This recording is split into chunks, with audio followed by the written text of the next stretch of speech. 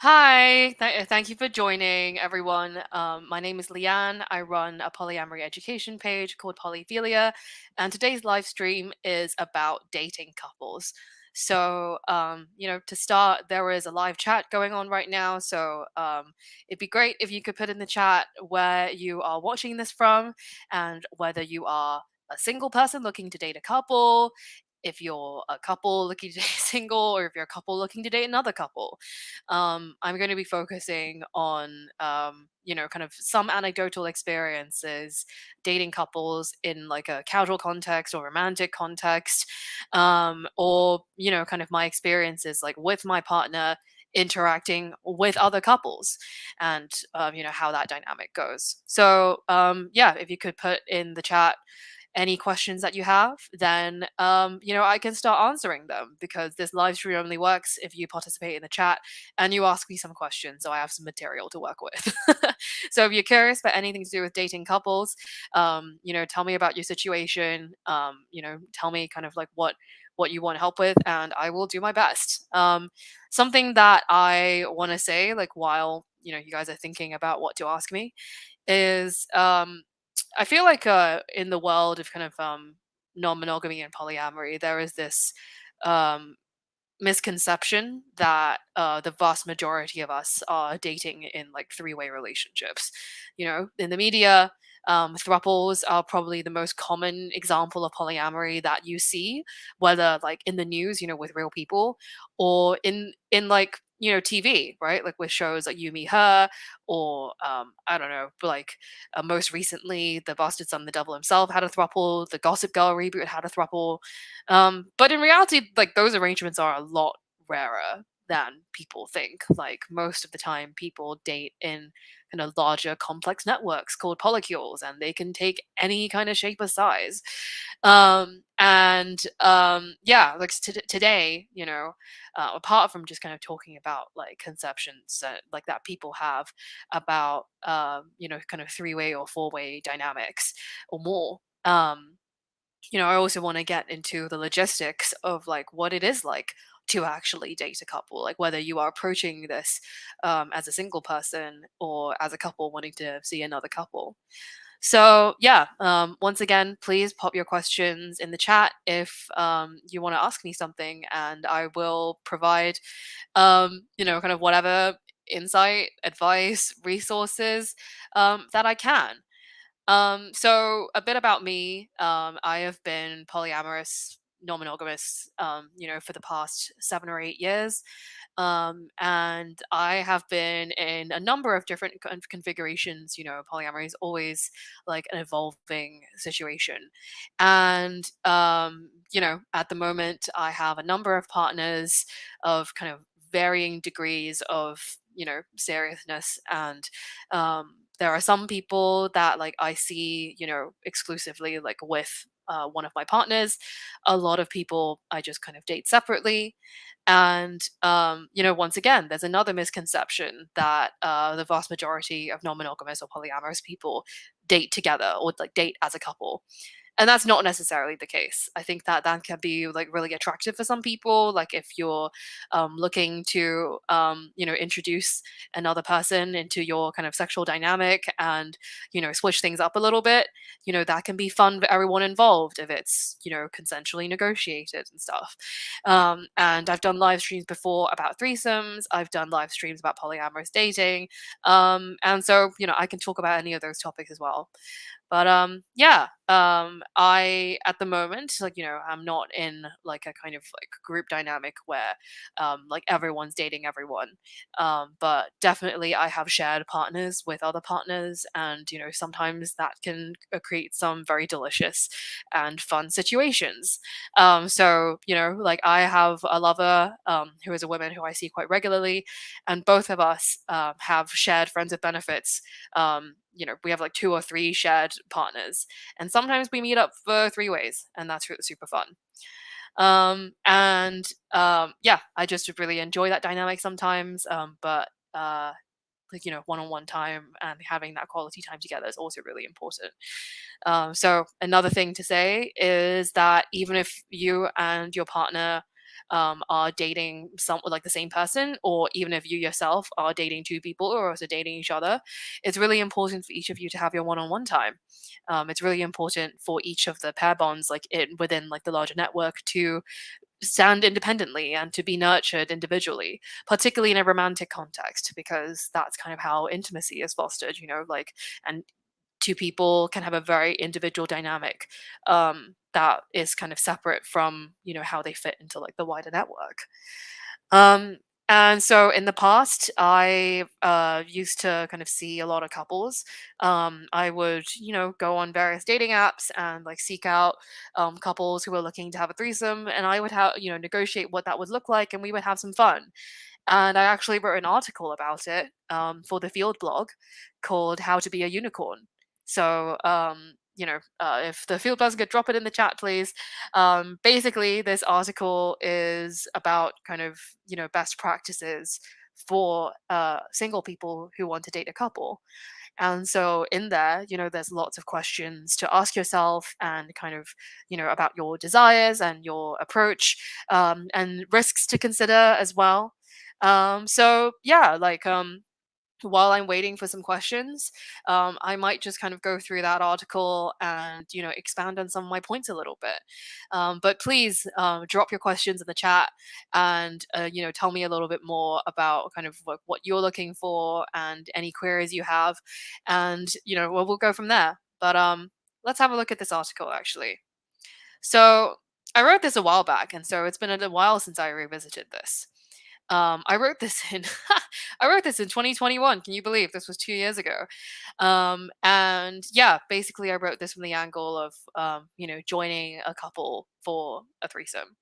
Now, I say the word joining, right? Like, even though, in reality, you're creating like different, different dynamics, within the group, but also with each of the people, like within the couple. So it's less about joining their relationship and more about kind of creating two new bonds with them, as well as like a bigger bond, between the three of you. And so, when people always like, yeah, like we want someone to join our dynamic, we want someone, like we want to invite someone into like our relationship, I like to frame it a little bit differently and go, well, yes, you are letting someone witness your sexual dynamic, perhaps your romantic dynamic, perhaps, but you are also creating new dynamics with that person as an individual. So that's really important as well. Um, yeah, so I already have a question actually from Veronica Roharova, and so I might address that before I get into the article. So, Veronica, you asked, hi Leanne, hello. Do you have experience losing a deeply loved partner, and how that affected the relationship with the persons you stayed in relationship with? Yes, I do. So, the way that I practice my polyamory means that yeah, like, like my partners and my partner's partners, like generally know each other, and get along. And sometimes, just like in friend groups, like where like there's lots of kind of like interconnectedness, within the network, like that can get really complicated when there is drama or there is conflict or there is a breakup. So like I don't necessarily kind of have experience with like, you know, losing someone that both me and a partner of mine were like seriously dating, but I've definitely experienced, kind of losing one partner who was very, very good friends or very kind of emotionally close to, intimate with other members, like within kind of my polyamorous network, and how kind of that affected me, how that affected them, and, just the fallout from that. Non-monogamous breakups are complex. There's obviously the stigma of non-monogamy. That means that, a lot of people just assume that your relationships are doomed to fail, and so when things do go badly, a lot of people just blame it, on the relationship style. Like they ignore the circumstances under which the relationship broke down. They ignore like the very complex and nuanced reasons that might actually have nothing to do with the relationship style that led to the breakup, and they're just kind of like, oh well, this happened and you deserved it. And that can be really isolating for non monogamous people. And obviously, that leads to a lot of mental health outcomes and negative mental health outcomes, because people can't talk about it and feel like, by talking about their struggles, they're, proving their haters right in some way. Um, but yeah, like I think in terms of kind of dealing with the fallout from that, there are a couple of things to consider. I think, you know, how are you typically after a breakup? Like, what do you need? Like, are you the kind of person who prefers to keep to yourself for a little bit, process what happened, have the time to grieve and mourn kind of what has been lost and, process all of that? Or are you the kind of person who wants to like reconnect with yourself, get out there, meet new people, start a new hobby, change your hairstyle, whatever, like, or a combination of the above, like what kind of feels good for you to do and healing for you to do, in the aftermath. And then, the second question to that is how can, the people around you, whether it's your partners or your friends or your family, support you with that, right? And kind of how would your expectations have to change to like accommodate, this period of transition, basically, because different people grieve differently, and so it's important to, be cognizant of your tendencies and to communicate with your partners about it. Um, and yeah, like I think it's obviously very normal to feel sad about it, and that's valid, and obviously it takes time to get over. But that absolutely don't put pressure on yourself to perform in a certain way for your other connections, or to escalate one connection to fill the void that like the relationship you just lost, just left. And yeah, to be very intentional basically about kind of how you approach things like going forward. And if you're in a situation where you and your partner lost the same person, all right, whether, sexually or romantically or platonically, right? Then, talk about it together. Like, if it helps to process it together, then do have those conversations. If it helps to process it separately or reach out to different people, then do that. Obviously, kind of be mindful of, kind of your boundaries and kind of privacy of people.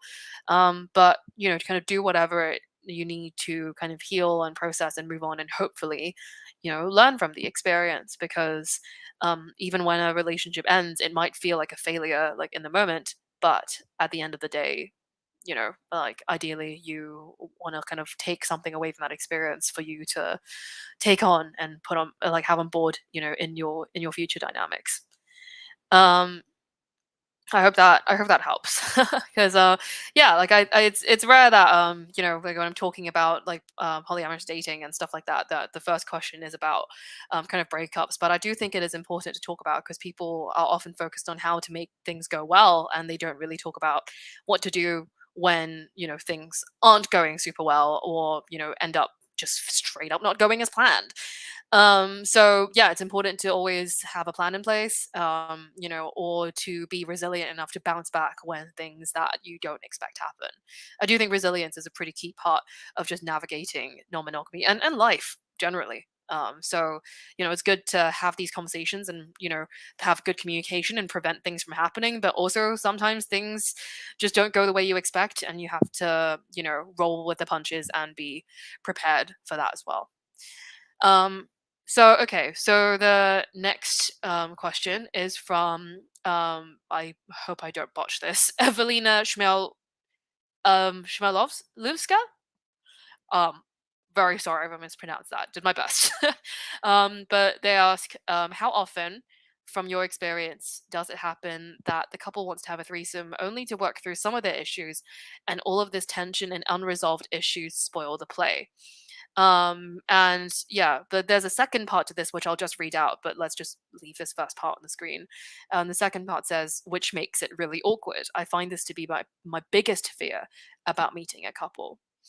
Yeah, this is super valid. I have definitely had my fair share of negative experiences dating couples, or just joining a couple, like for like a threesome, where it was really apparent that they hadn't had the necessary conversations, and they hadn't kind of, yeah, like sorted through like what they were looking for, whether they were on the same page about what they were looking for, or why they were doing this in the first place. um and I think that, like, as the person entering into this, like, obviously you are in a vulnerable position, right? Firstly, it's kind of two against one. and there's a lot of their kind of pre-existing history and stuff like that that you have to navigate. And then there's also, yeah, like, if they're not upfront with you about kind of what's going on with them, because why would you? Why would they? You're a stranger. Then you end up being blindsided by like a situation that frankly you did not consent to. And so I can understand absolutely why this is so concerning. And yeah, like, as much as like, myself and other non-monogamous educators are like constantly tell people, like, do not use non-monogamy to save your relationship. It will not work. Introducing new people like into an existing mess just makes the mess worse, right? Like, whether it's having a unicorn or having a baby, like, it does not fix, like, a relationship that is like on its way out. um so yeah, like, you like, I understand basically kind of where you're coming from. Like, there are kind of huge risks, and as well as rewards, to kind of being a unicorn and and being in that position. So I think I would refer you to kind of the article that I mentioned. So like the How to Be a Unicorn article that I wrote for the Field blog, because like in that article I do address like, um, questions to ask yourself about what you're looking for, and then also, question like, and by extension, questions that you want to ask like couples that you want to engage with about like what they're looking for.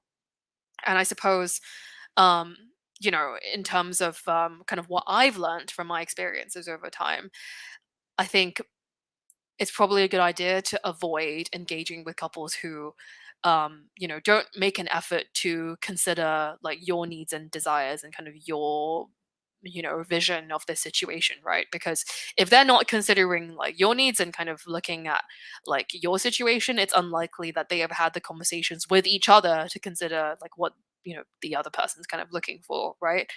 And I think like, also don't engage with couples where basically one person seems significantly more interested than the other. Like, if you're in the conversations with them getting the vibe that one of them is really dominating the conversation, one of them like is like super enthusiastic about this threesome, and then the other one's just kind of like, this is fine. That's a yellow flag, if not a red flag.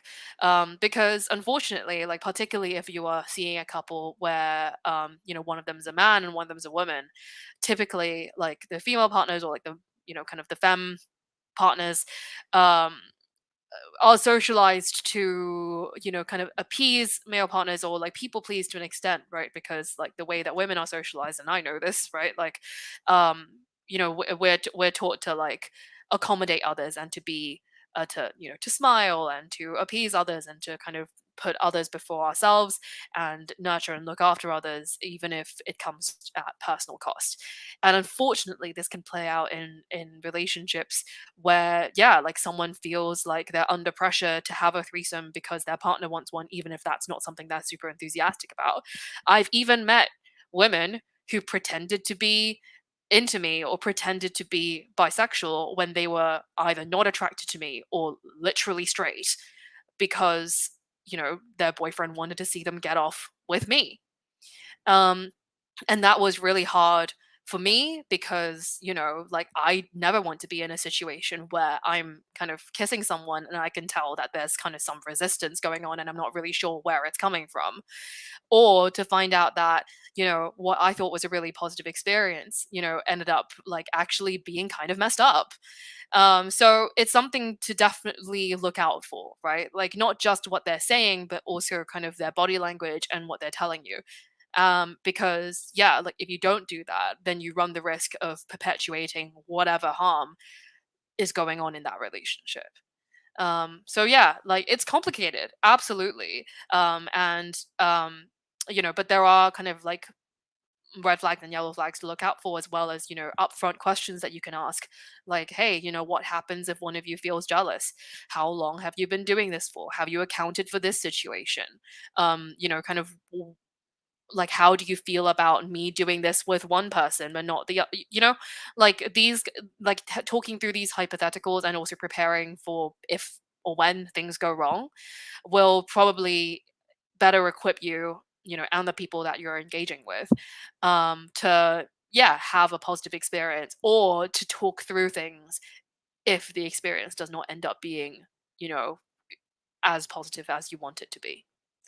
Um, so yeah, like, do whatever you can in the preamble, like basically, like, to like have a conversation about like what you're looking for, what dynamics you want to play out, so everyone's on the same page about what to expect. Because I've definitely been in a situation where, for example, I don't know, um, I thought that, I could just kind of play with like both members of the couple.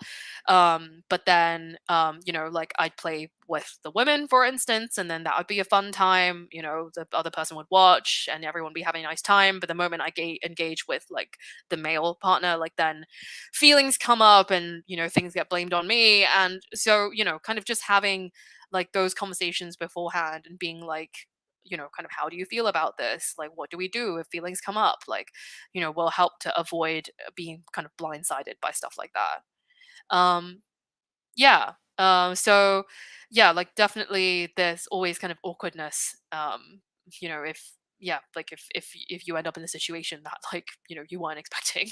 But hopefully just being on the same page beforehand and kind of talking about your desires and making sure that like everyone's like, you know, open to having those conversations rather than this just being like, let's just go with the flow, particularly if it's their first time, will definitely kind of help mitigate some of those risks. Obviously, it's never like a risk free experience because stuff happens, it does. But that's kind of where communication tools and boundary setting and self advocacy like really come into play here. And so it's important to pick people who are willing to do that rather than just kind of people please or like not stand up for themselves or perform because they're under stress or like whatever. So yeah, like it's as much about kind of shared desires as it is about kind of actually having good relational skills. Hope that helps, Evelina. So okay. Maureen Chin asks, some couples bringing a third or couple into their relationship may wish to control how emotionally intimate things get. How can you moderate the level of emotional closeness? Is this possible or ethical? Great question, Maureen. Um, yeah, like I think the line is fuzzy, right? Like, where is the line between like sexual and romantic intimacy and like when you're, engaging with each other like in that way? Um, or, what's the line between like platonic and romantic intimacy if you're just generally close and get along?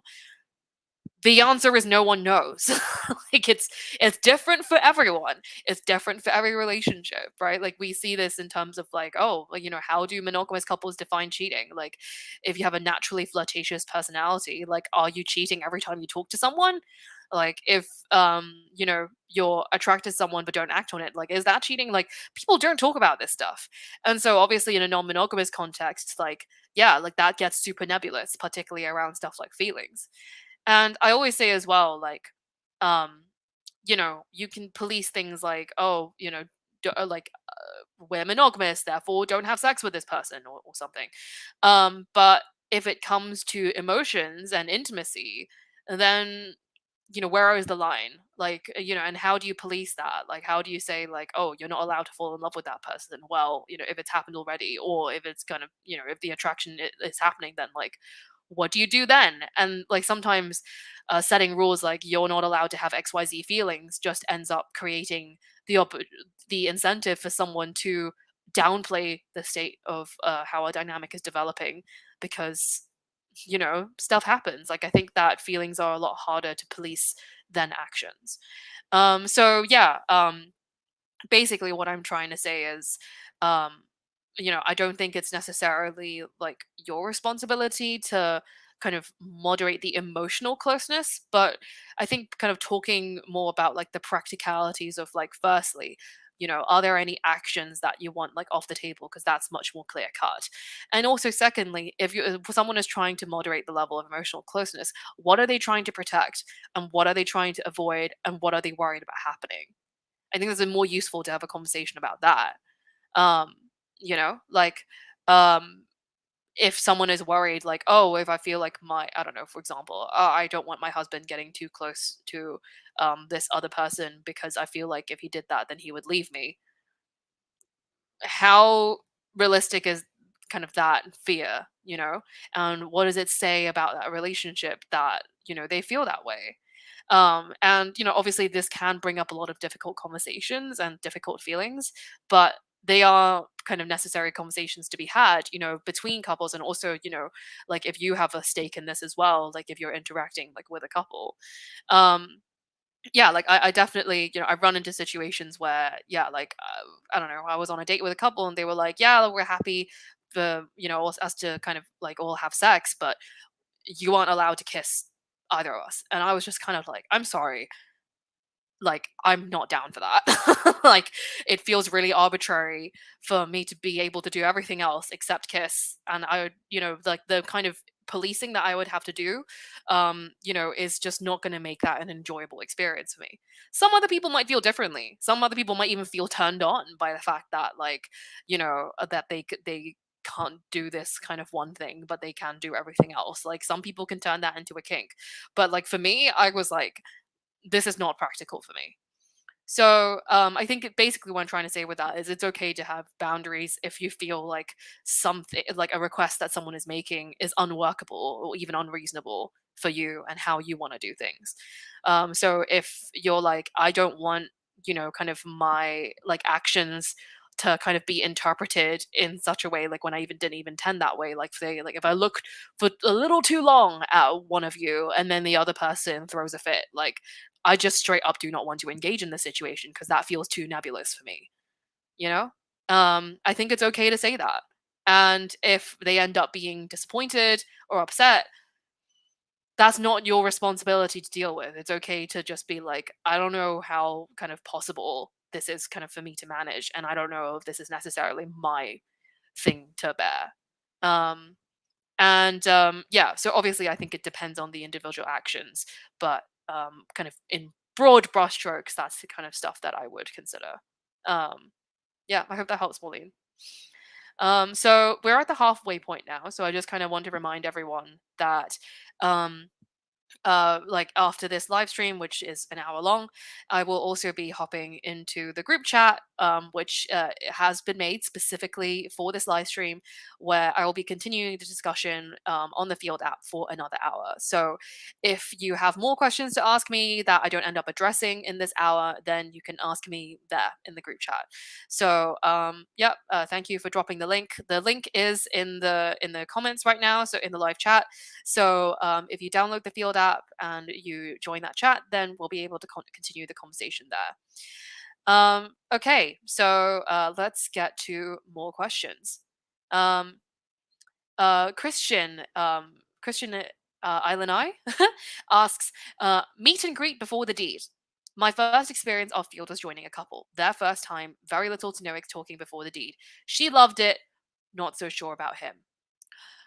Um, I absolutely think that ideally should be a meet and greet, before the deed, because that's the space where you can hash out your desires, your fantasies, talk about boundaries, talk about like, contingency plans, right? Like all the things that I mentioned, earlier in this live stream, and avoid situations where, like, in the moment, you feel like, oh God, I don't know what the boundaries are here, and I feel like it would really break the vibe to talk about it.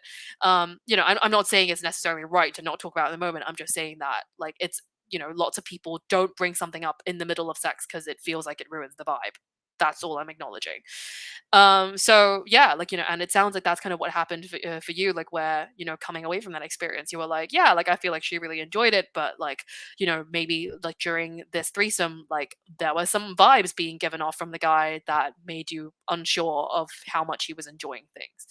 So yeah, like I think definitely having a conversation beforehand, like not necessarily like, like some people do it like in the chat and some people do it in person. I prefer to do it in person, because like sometimes you can get a lot of information just from seeing someone in front of you and their body language and stuff like that. Some people are happy to talk about it over chat and just meet up and do it.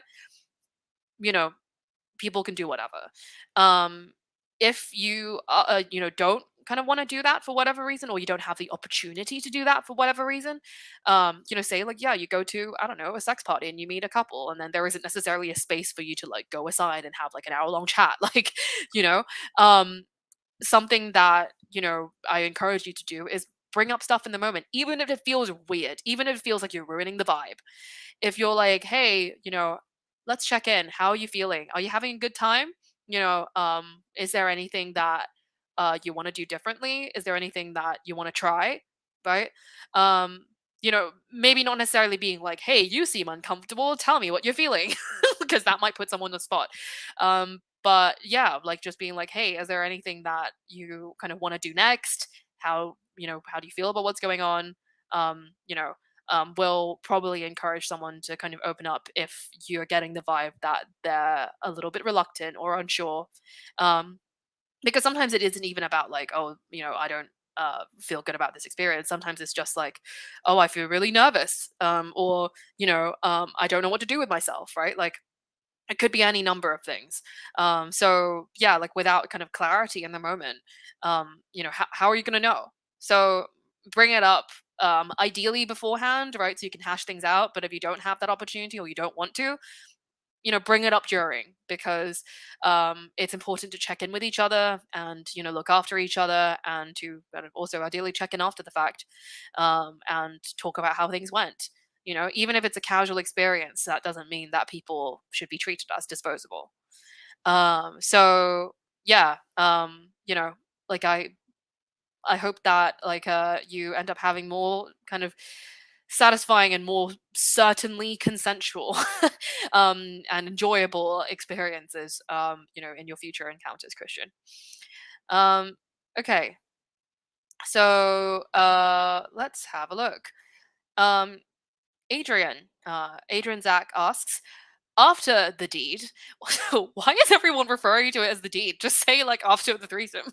Just there's no need to, like beat around the bush here. We're talking about hookups and threesomes. It's fine. I just find it very funny. But anyway, after the deed and some good conversations and feels, how to approach being more involved with the couple. I've offered to go to dinner, hang and watch a movie to try and develop the relationship. Yeah, sometimes you end up really vibing with people and you want to see them again and, see things further. So, yeah, like so in my How to Be a Unicorn article, which again, if the field person could please put it in the chat. The in that article, like one of the questions that I encourage people to ask themselves and also ask, whoever they're engaging with, like when they're in that situation, is like, yeah, like, is this a one time thing? Do you want this to be a one time thing? Do you want this to be casual? If things go well, do you want to see me again? Like, kind of what's the plan? Right. Because yeah, I've definitely met people who yeah, just want it to be a one time thing, even if it goes well. And other people who, yeah, like want it to be ongoing if, yeah, we end up vibing, right? And I've even met people who are like, yeah, like I'm happy to meet you like 2 or 3 times, but to avoid further emotional investment because they're, I don't know, open but not necessarily polyamorous, so they don't want feelings to get involved. Then they're like, and that's kind of where things would stop. And then I have to decide whether I'm happy, investing in 3 dates only for it to be cut off, which, I think is a very individual decision. So yeah, like I think, this could go any number of ways, right? Like it sounds like you've already made some suggestions. And without more information, I don't know like how this couple responded, and kind of maybe what they're looking for. But I would encourage having like an open and honest conversation with them about like, hey, like I want to kind of hang out with you, perhaps like in a like it just as friends, or even friends like, maybe we can kind of hook up afterwards. Is there a potential for romance? Is that something that you guys are looking for? Or do you want a more kind of casual thing, or do you never want to see me again? Like, um I think, you know like if you don't kind of explicitly state like what you're looking for, sometimes there's a lot of room for miscommunication and misunderstanding. So obviously it's vulnerable to put yourself out there and be like, hey, I'm into you and want to be more involved in this way, and face the potential of rejection. But if they do reject you, at least right? And then, if it's a no, then great, you can spend your time investing into a different couple who might have a more positive response. I think a lot of people avoid conversations because they feel vulnerable. But then, you just end up dragging out a situation unnecessarily because you're worried about a potential negative reaction. But you only live once, as they say. But yeah, I hope things go well for you. And if this couple, doesn't end up being receptive to these romantic advances, then I hope that you have more success with another couple, or not doesn't have to necessarily be a couple, just more success in general. Hope that helps. Okay. So how are we doing for time? We're doing pretty well. Um, okay. It's Succulent One asks, what are some of the top things that one should think about or bring up when negotiating with a couple? So I'm just going to quickly answer this, and say, like, please check out the How to Be a Unicorn article that I wrote, for the Field blog, for questions to ask yourself as well as kind of questions to ask a couple. And yeah, like, I think basically in broad brushstrokes, it's talk about your individual desires and see if there is, a shared vision. If there isn't, no one's in the wrong, but it is what it is. Like, for example, if you're like, hey, like, I really want just to have like a fun threesome where everyone kind of takes turns, like, I don't know, like, like, just focusing on each other and stuff like that. And then you end up meeting with a couple and they're like, hey, we are, I don't know, I'm spitballing, like, we are in a dom sub relationship and we're looking for someone who will be like a second sub. So basically, yeah, like, so that the dom can, like, dominate like two partners instead of one, and that's a very specific dynamic. And you're like, I'm not kinky, have fun with that. Like, you know that's an example of, like, no one's in the wrong, but your needs are incompatible and it is what it is. um so yeah, like, I think kind of talking about, like, just what you want out of it, like what you're open to, and what you're open to trying, and what you are absolutely not open to. I think that's kind of the basic conversation to have. Like, what do you want to happen and what do you not want to happen, so you know what to avoid and what to encourage and what to do. And then beyond that, like, I think it's a good idea to just talk about, like, oh, what happens if someone feels uncomfortable, right? Like, stuff I mentioned earlier. Think about, contingencies, like if something doesn't go as planned. And then from there, it's, yeah, seeing, like, kind of whether you vibe and whether you want to see each other kind of long term and stuff. But that's kind of what I would suggest. Um, and it's succulent. You asked a couple of questions, but I'm going to come back to you, and answer someone else's question. So Evelyn also said I did a good job of pronouncing their impossible to pronounce name. Thank you. I try. Okay. Let's see. Um,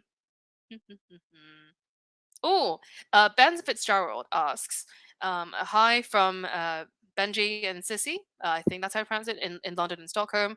Wow, that's great. My question here is, do you have any advice for when one partner should introduce the other to a potential new partner, i.e., solo versus group chat? Yeah, great. Okay, so I do think that this is probably like the most organic way that, like, a lot of thruples end up forming. Like, a lot of people think that thruples happen when a couple meets a single and then everyone just vibes and then suddenly they're a thruple. But a lot of the time, the vast majority of situations I've seen is, I don't know, there's a couple, one of them's dating someone else.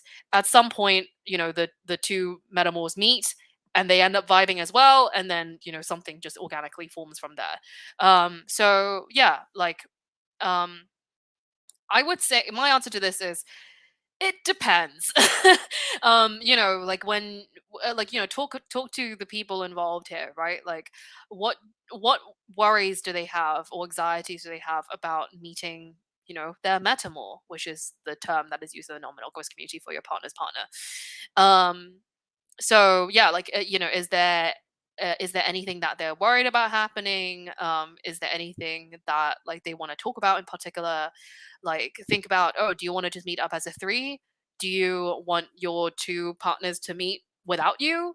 Do you want to meet like in a larger group setting where, yeah, you're all kind of socializing with other people, or like you're doing something together, like, I don't know, going rock climbing or going to see a film, I don't know.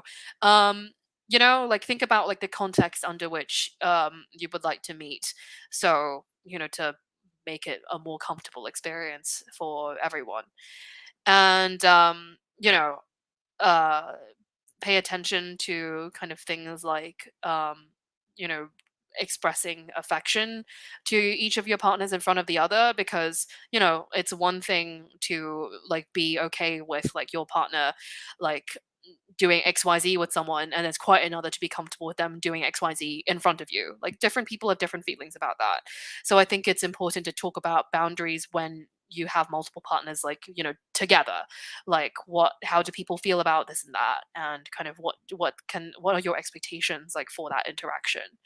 And if you want to kind of introduce them like within like a group chat, that's like also like kind of negotiate that, like, oh, like once you created the group chat, like what do you want to talk about? Like, is there anything that people want to hash out between themselves, like, so basically this is like a very broad question, so I don't know if I can necessarily kind of cover all the bases here, but I hope that gives you kind of some jumping points, jumping off points to kind of figure out how you want to approach this situation.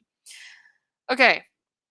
I'm going back to It's Succulent One, who asked a different question, which is how do you balance a connection with a couple where one member wants to build things to a relationship while the other one just wants to be play partners? I mean, I don't know if the issue here is necessarily about balance. It's more about like, is each member of the couple happy with the other connection being different, right? Because the fact of the matter is, even if two people are dating the same person, like I said earlier, they're going to have different relationships with that individual, right? There is no way to police that both connections progress at the same rate in the same way, or that you do the same things or whatever. Like, that you're two different people, there are two different dynamics here. Like, there's no use playing like a tit for tat kind of situation. Um and so basically, the bigger question here is not so much how do you balance this, but more like, how do each of these people feel about you having a different relationship with the other? And if that's something that they're not comfortable with, then there's bigger problems going on, if you see what I mean. Because, yeah, like, I think it's really important for both members of a couple to recognize that they are individuals, and they like sometimes want different things, or they'll connect with different people in different ways. And so, yeah, like, you don't we even have dynamics where one person has multiple partners and the other person's only dating them. Like, that can work. So yeah, you don't have to be doing the same things. So I think in your situation, it's like, yeah, kind of talk to each of them about like how they feel about that. And if there are kind of feelings coming up or issues coming up, then have a conversation, hash it out between you, because it's completely fine for you to be in a relationship with one person and be a play partner with another. It's just about like, whether that aligns with all of your kind of visions for like how you want this to go. But you don't if it doesn't feel organic to you, to do the same thing with both partners, like, you don't have to. That's not your job to balance, and nor is it, I would argue, realistic to for someone to expect that. So yeah, basically, I think, you know you don't necessarily have to focus on balance here, because the most important thing is that everyone is like having a fulfilling relationship, and or relationships in kind of whatever way that looks for them, rather than worrying about whether they're doing the exact same thing that their partner is doing, if that makes sense. So it's not a question of balance, it's a question of balancing, not balancing, just like accounting for people's individual personalities and desires, and kind of how you fit into that in the bigger picture. Hope that makes sense. Um, okay. So I'm going to move on to a question from Martina. which isn't necessarily to do with like dating couples, but I will try and apply this to like a dating couples context. So Martina asks, what tools do you recommend to neurodivergency? So people who are neurodivergent, trying to build a non-monogamous relationship. This is a broad question. um, I think like if you're looking for more like general advice, I have a lot of content like on my Instagram about like navigating non-monogamy like as a neurodivergent person. I'm diagnosed autistic and ADHD. And all my partners are also either autistic and or ADHD. And I think as well, there's a very little book called Non-Monogamy and Neurodivergence by, I think the author is Alyssa Gonzalez. So um, if you look up that book, I think it might be helpful for you in terms of like figuring out the um, benefits of being non-monogamous and neurodivergent, as well as the potential risks or drawbacks, depending on kind of how your neurodivergence manifests. Um, but yeah, like I think that for neurodivergent people, and I'm speaking from personal experience, like it can sometimes be difficult to do all the kind of necessary assessments before a threesome when you're dating a couple, because sometimes social cues are missed. And I have had to learn through trial and error, like how to tell if someone was uncomfortable in a threesome situation, because sometimes it's not obvious upon first glance.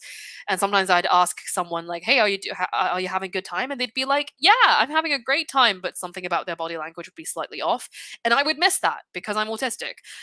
So this was definitely like a learning curve for me, in my early days, just recognizing that sometimes people don't say what they mean, and sometimes people will feel pressured to say a certain thing in the moment because of the audience around them, and not necessarily voice and be direct about their feelings. So yeah, like I think that can be a massive hindrance, if you're trying to assess like whether this couple that you're seeing is genuinely super jazzed about this threesome, or if there's perhaps like some level of pressure and people pleasing going on. So yeah, like I think it's a very broad topic that like I think this live stream, I don't necessarily kind of have the time to kind of get into it like in this live stream right now. But if you kind of want to speak to me a little bit more about how neurodivergence manifests for you specifically, and what struggles that you're having, in terms of kind of building a non-monogamous relationship, I offer like private peer support where you can talk to me, about your specific situation, and I can offer you the specific advice that you probably need. Because right now in this live stream, I can only offer kind of broad brushstrokes advice. But I hope that helps. So, okay, I'm gonna move on. Um, oh, okay. Veronica asked another question. They ask, could you go through the most common reasons for why singles want to meet couples in particular, both good and healthy and wrong unhealthy reasons to know, kind of what to watch out for from the couple's perspective? Um, yeah, absolutely. So I think this is complex, right? Because I used to be a person who loved meeting couples. I was super jazzed about like being like the fun new shiny thing like in the bedroom for, yeah, like couples to spoil or like have fun with or whatever.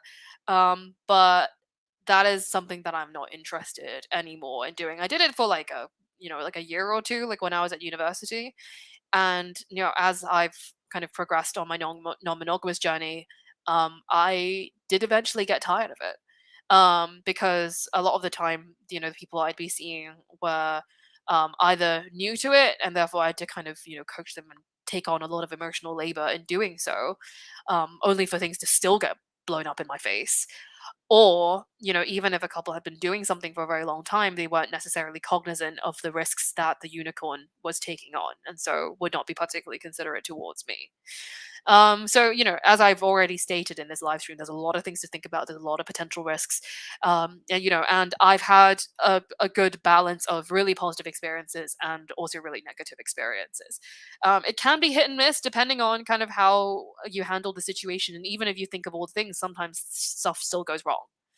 Um, but I would say, when I was, um, still in my kind of phase of like really being enthusiastic about meeting couples as a single person, I think for me, I was really into witnessing like a couple's kind of sexual dynamic. I think it's much more interesting to watch two people who know each other's bodies really well interact with each other, as well as see how that compared to them getting to know my body and getting to know me. And the contrast between that was always something that I used to like, well, I still find, exciting. I think another thing as well is, yeah, like for some people, like it's a bit of a kink, to yeah, like be like the novelty, in the bedroom. And yes, that does sound a bit like objectifying, but some people enjoy that, right? In limited amounts, um and and with consent, right? Yeah, like it can absolutely be like a kink dynamic for some people to kind of be um to be used, or to be spoiled, or to yeah, do whatever, like like in a threesome context. But obviously the most important thing is that this is negotiated beforehand, rather than just assumed, by parties, usually the couple.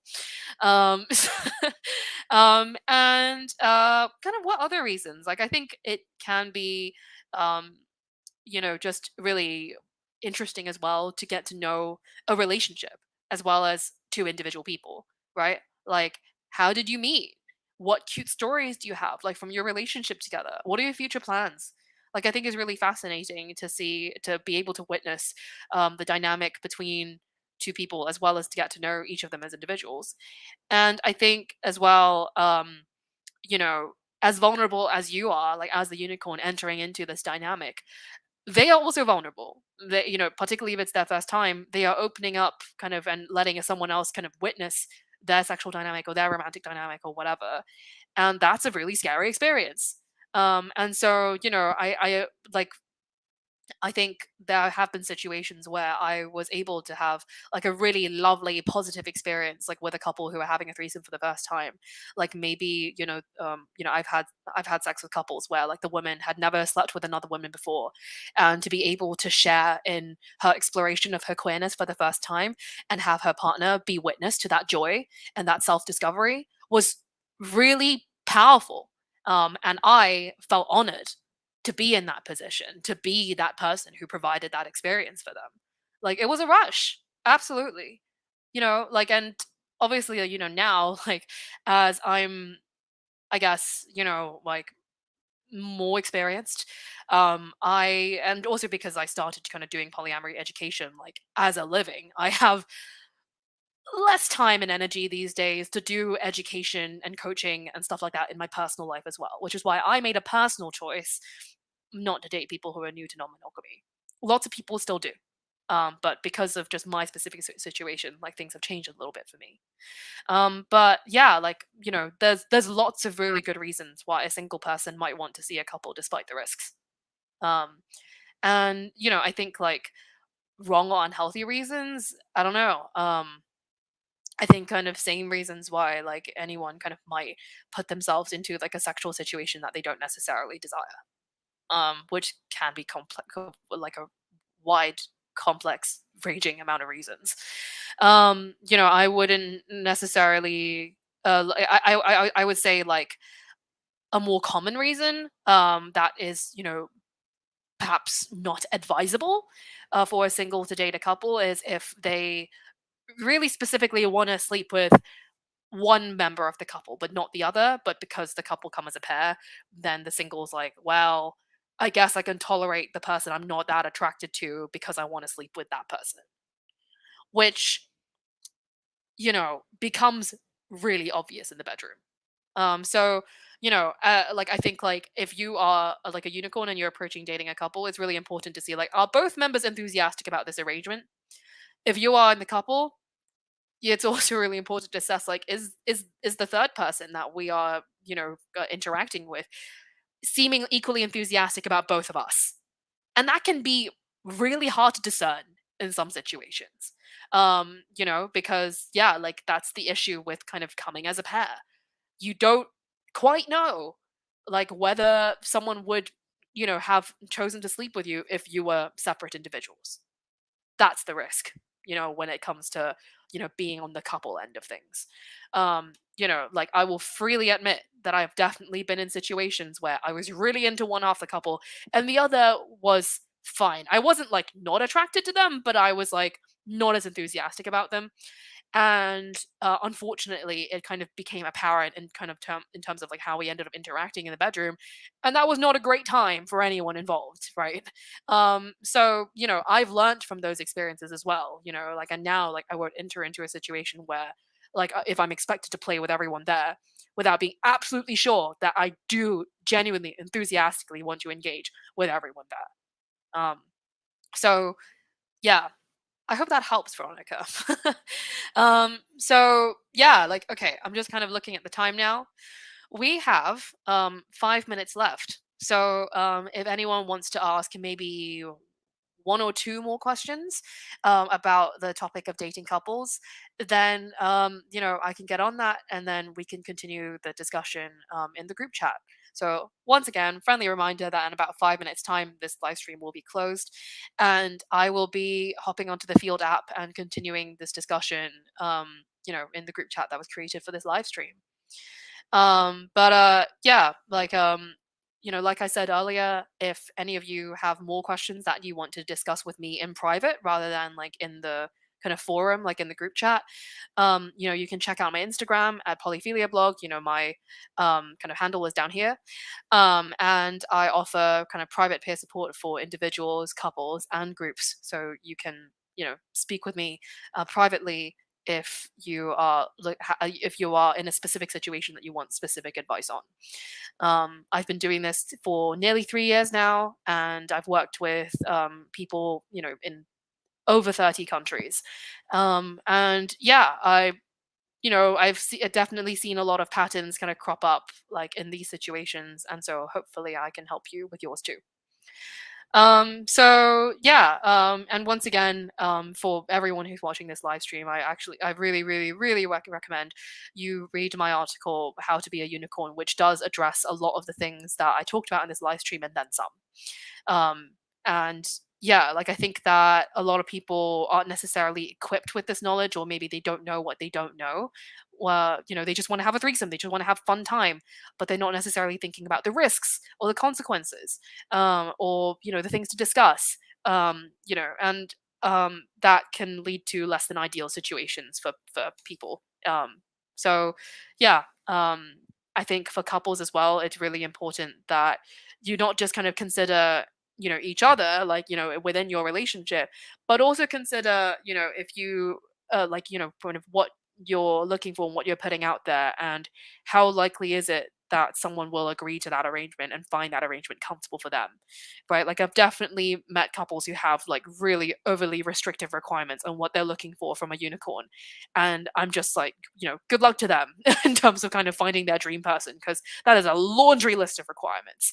And so the more rules you place on the situation, the more you limit yourself to kind of remaining flexible and open to possibilities and building a connection that you didn't expect, right? And you have to consider like the other person in this as well. They're not just a fun toy for you to use at your disposal or to fix your relationship. They are a whole person with feelings and emotions and individual needs and desires, and if you're going to be having a threesome together, it's not just about you two.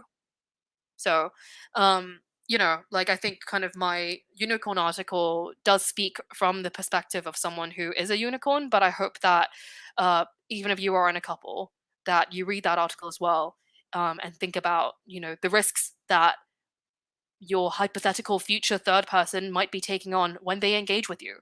So you can be more cognizant of like what they are taking on, and perhaps kind of consider like their needs and their risks in that situation and try and mitigate it wherever you can.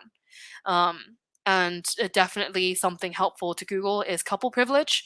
So yeah, like couple privilege, similar to like male privilege, white privilege, is not something that you can just eradicate, but it is something that you need to be aware of when you are engaging with a third person who is not part of your relationship. Because yeah, like there are assumptions and routines and whatever that are commonplace in your relationship that, a new person kind of might be negatively affected by. And you need to consider that, like, when you're in that dynamic. Like, for example, like, I once had a threesome with a couple where, you know, like, the guy kind of put a finger up my ass without asking me, because he was like, "Oh, when I have sex with my girlfriend, like, that's what I do with her." And I was like, "I'm not your girlfriend. That's not what I usually do." you know? Or, like, even if I liked it, like, I feel like a conversation should have been had, right? But, stuff like that, right? Like, making assumptions about people, their needs, and kind of making assumptions that they'll just go along with what you do as a couple. Big no no. Definitely have conversations about these things, hash them out with each other, and also with new people that you're inviting in. So, with that, that is where I leave you for the live stream. Please join me and others in the group chat if you want to continue this conversation and ask me more questions. But I hope that this was helpful. I hope that it's kind of sparked more questions for you to ask yourself, and I really hope that you have the lovely, fulfilling threesome, foursome, whatever experiences that you deserve. Thank you, and I will see you on the Field app.